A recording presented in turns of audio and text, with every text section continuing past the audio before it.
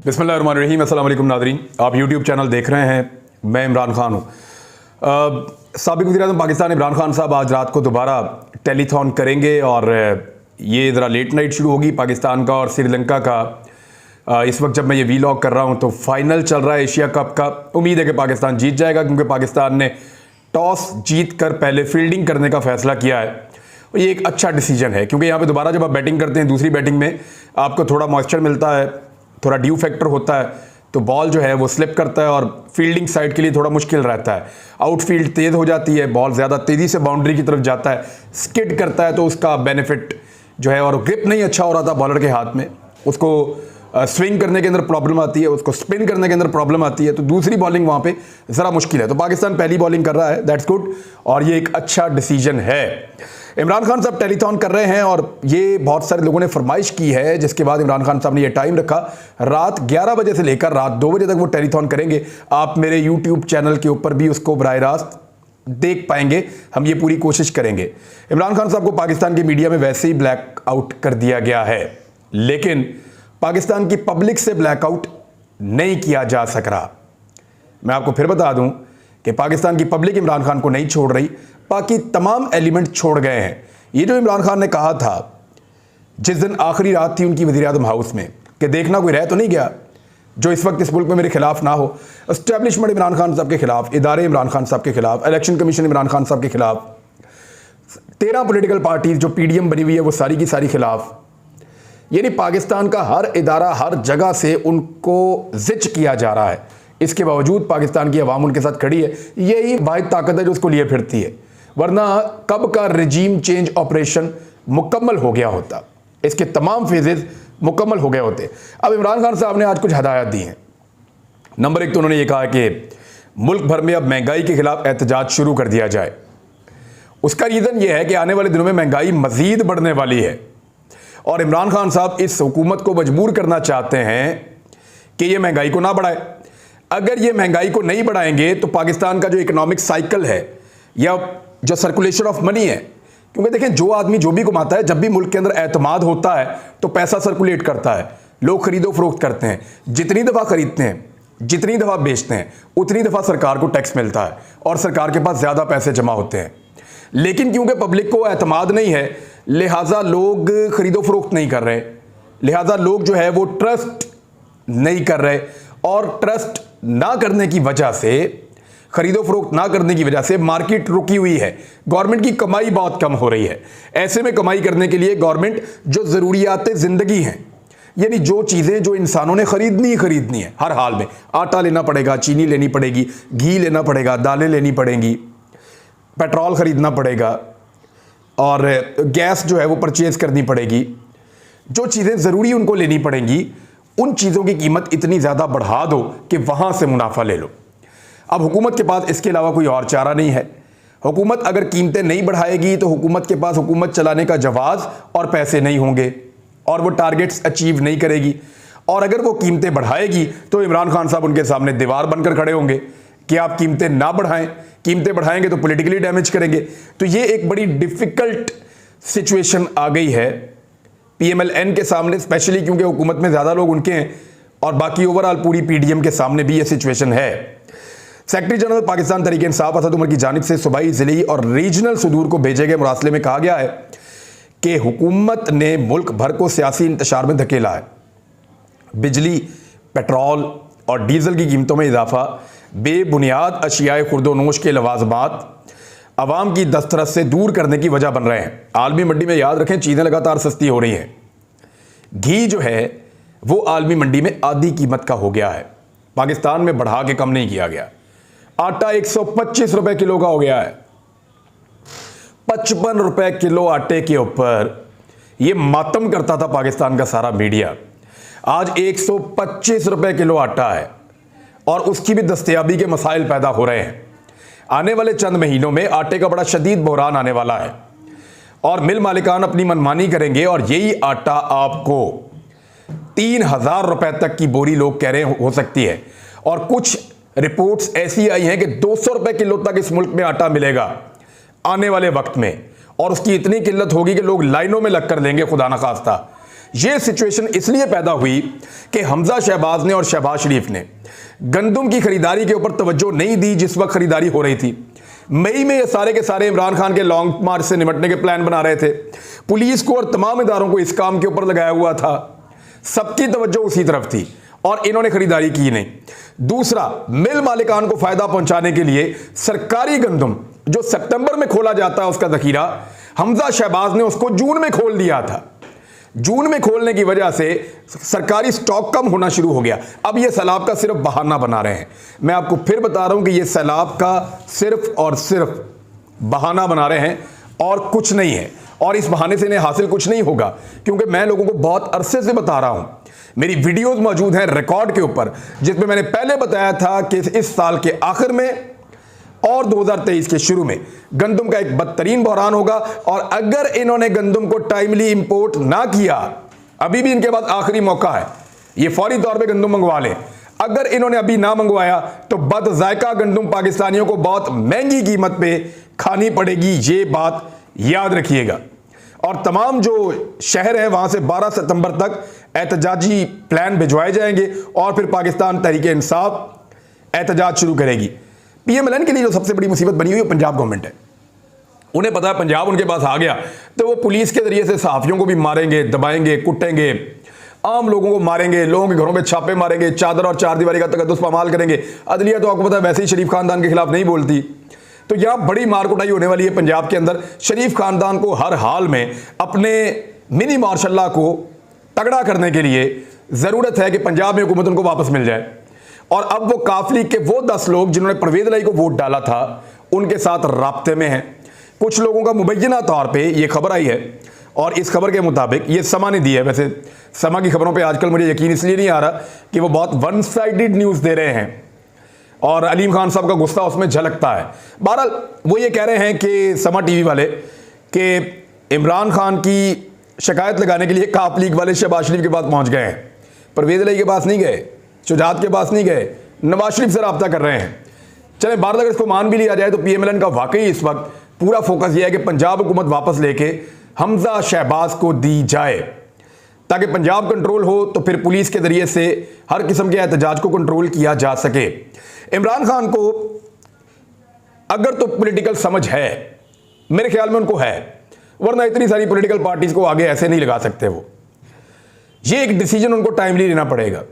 अगर उनकी पंजाब हुकूमत चली गई तो याद रखें फिर इमरान खान साहब अगले साल के मिड से पहले इलेक्शन नहीं करवा पाएंगे, क्योंकि वो एहतजाज करने की ताकत खो देंगे।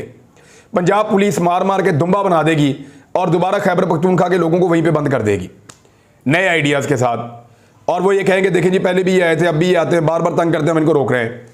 एस्टैब्लिशमेंट उनका साथ देगी और मामला वहां का वहीं चला जाएगा।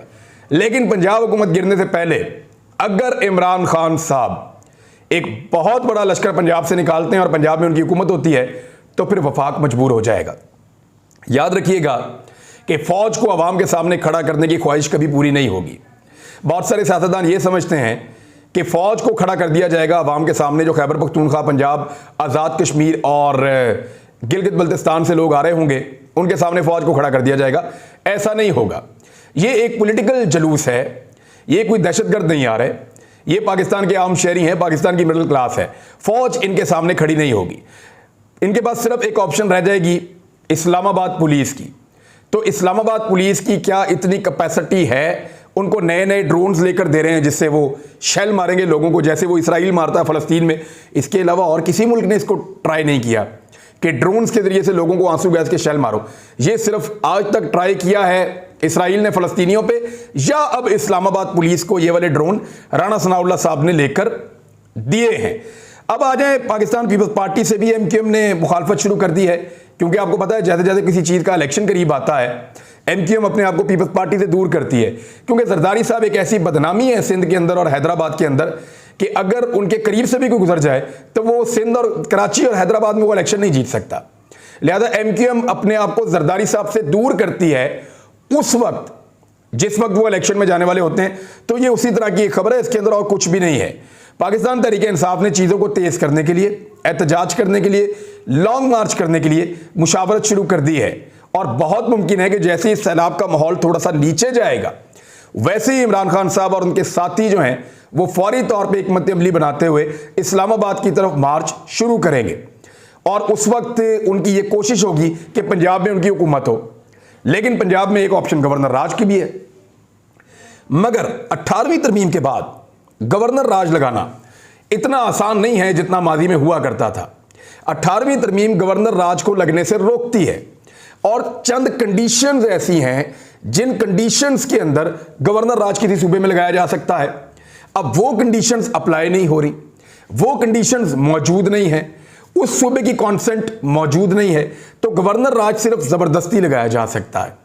लेकिन जबरदस्ती लगने वाला गवर्नर राज जैसे ही सुप्रीम कोर्ट ऑफ पाकिस्तान में चैलेंज किया जाएगा तो 24 से 48 घंटों के अंदर वो गवर्नर राज खत्म हो जाएगा।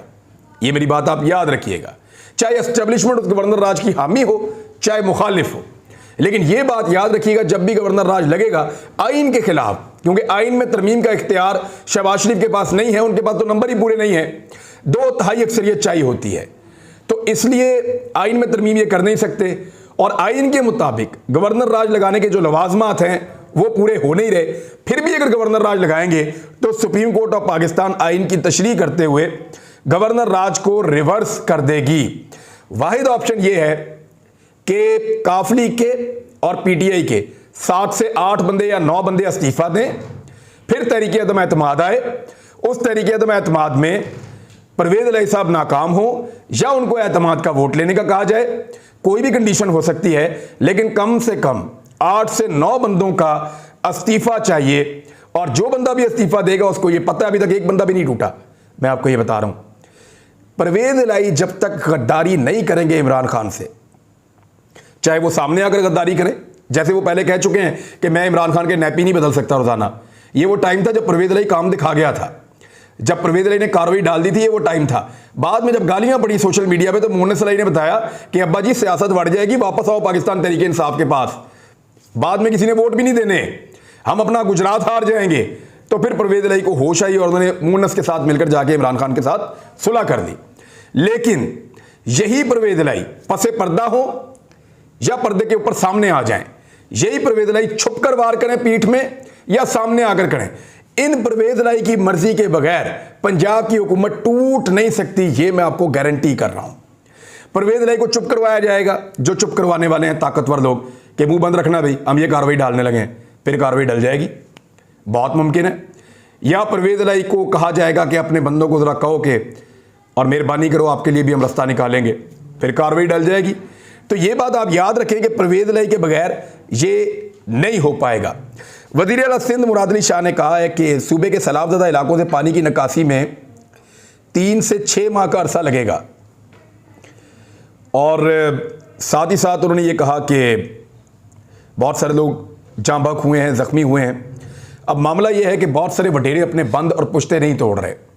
अगर वो टाइमली तोड़ते तो मैक्सिमम सिंध में से ये पानी निकल सकता था, लेकिन क्योंकि वडेरे अपनी ज़मीनें बचाते हैं, हारियों की ज़मीनें जो है वो ज़ाया हो जाएंगी। जिस ज़मीन में 6 महीने तक इस तरह का पानी खड़ा रहे उसकी ज़रखेज़ी जो है वो मुतासिर हो जाती है। ये बात ठीक है। एक और ख़बर मैं आपको सुनाता हूँ। ये PMLN ने अपने ज़ाती अकाउंट के ऊपर भी डाली है, ट्विटर के ऊपर, और PMLN का हर लीडर इसको शेयर कर रहा है। क्यों? क्योंकि नवाज शरीफ बरतानिया में है। नवाज शरीफ को और उसके बच्चों को यह साबित करना है कि बरतानिया और ताजे बरतानिया के वफादार हमसे ज़्यादा कोई नहीं है। देखिए, आप इंडिपेंडेंटली किसी मुल्क के साथ डील कर सकते हैं, गुलामी और गुलामी वाली सोच ज़रूरी तो नहीं होती। मैं ज़रा आपको PMLN का ट्वीट पढ़ के सुनाता हूँ। मलका एलिज़ाबेथ दोम की वफ़ात पर पाकिस्तान में यौम सोग मनाने का फ़ैसला। वज़ीर आज़म शहबाज शरीफ ने मलका बरतानिया की वफ़ात पर यौम सोग मनाने की मंजूरी दे दी। 12 सितंबर को पाकिस्तान में यौम सोग के तौर पर मनाया जाएगा। क्या चल रहा है भाई? आपके यहाँ पे इतने इतने बड़े बंदे दुनिया से चले गए, उन्होंने कोई यौम सोग मनाया आज तक? बरतानिया ने तो आज तक अपना झंडा नीचे नहीं किया, आज तक कभी यौम सोग नहीं मनाया। हम आज तक उस कॉलोनियल सोच से बाहर ही नहीं निकले। यानी इंडिया में यौम सोग मनाया जा रहा है, बाकी जो मुल्क है वहां पे यौम सोग मनाया जा रहा है। इन लोगों को उसकी सालगिरह होती है, ये केक लेकर पहुंच जाते हैं, उसके मुंह में डाल रही है। यार, क्या कौम की बेइज्जती करवाने के ऊपर आपने कमर कसी हुई है? भाई ठीक है, आपने अफसोस का इजहार कर दिया, आपने ये कह दिया कि जनाब हमें अफसोस है इस बात के ऊपर कि मलका बरतानिया का इंतकाल हो गया है और वो एक अच्छी खातून थी, बड़ी मेहरबानी, थैंक यू वेरी मच, इतना काफ़ी है। आप पाकिस्तान के अंदर उनके ऊपर एक यौम सोग मनाने जा रहे हैं। कौम को किस बात के लिए तैयार कर रहे हैं? क्या भिखारी बनाकर रखा है सबको? अपनी तरह समझा आपने? आपके बच्चों ने कारोबार बरतानिया में करना है, आपके बच्चों ने बरतानिया में रहना है, आप लोगों ने बरतानिया के अंदर जाकर पनाह लेनी है, आप लोगों ने यहां से बूट चाटने के बाद जाके वहां पे बूट चाटने हैं। इस कौम को ऐसी कोई गंदी आदत या लत नहीं पड़ी हुई जो आप यहां पे पाकिस्तान के अंदर सोग बना रहे हैं। और कितनी दलालत आपने लेनी है, मैं आपको एक रिपोर्ट पढ़ के बता देता हूं। बरतानवी राज के दौरान हिंदुस्तान पर 450 खरब डॉलर्स का डाका डाला गया था। अभी आप एक अरब डॉलर के लिए तरसते हैं, तो 450 खरब डॉलर्स का डाका डाला गया था। ये जो हमारा रीजन है ना, इसके वसाइल के ऊपर, और इसके ऊपर बाकायदा रिपोर्टें मौजूद हैं। लेकिन हम एक गुलाम कौम, एक गुलाम ज़हनियत के साथ इसी तरह के इकदाम कर सकती हैं। अब तक के लिए इतने, अपना ख्याल रखिएगा, अपने चैनल का भी। अल्लाह हाफिज़।